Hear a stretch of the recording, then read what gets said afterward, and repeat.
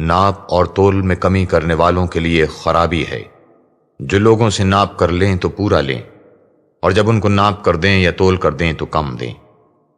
کیا یہ لوگ نہیں جانتے کہ اٹھائے بھی جائیں گے؟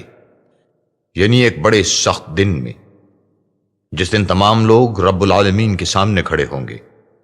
سن رکھو کہ بدکاروں کے اعمال سجین میں ہیں، اور تم کیا جانتے ہو کہ سجین کیا چیز ہے؟ ایک دفتر ہے لکھا ہوا۔ اس دن جھٹلانے والوں کی خرابی ہے، یعنی جو انصاف کے دن کو جھٹلاتے ہیں، اور اس کو جھٹلاتا وہی ہے جو حد سے نکل جانے والا گنہگار ہے۔ جب اس کو ہماری آیتیں سنائی جاتی ہیں تو کہتا ہے یہ تو اگلے لوگوں کے افسانے ہیں۔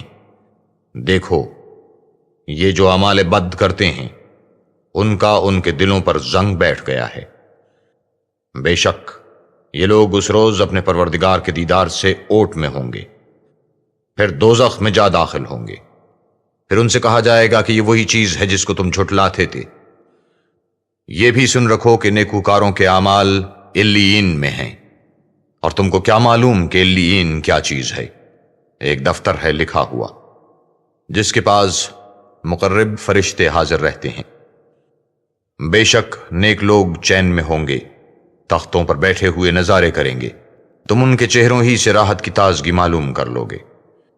ان کو شراب خالص سر بمہر پلائی جائے گی، جس کی مہر مشک کی ہوگی، تو نعمتوں کے شائقین کو چاہیے کہ اسی سے رغبت کریں، اور اس میں تسنیم کے پانی کی آمیزش ہوگی۔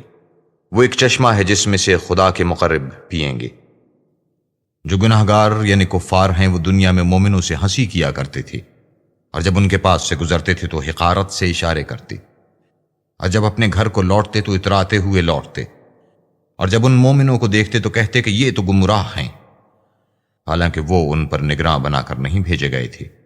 تو آج مومن کافروں سے ہنسی کریں گے، اور تختوں پر بیٹھے ہوئے ان کا حال دیکھ رہے ہوں گے، تو کافروں کو ان کے عملوں کا پورا پورا بدلہ مل گیا۔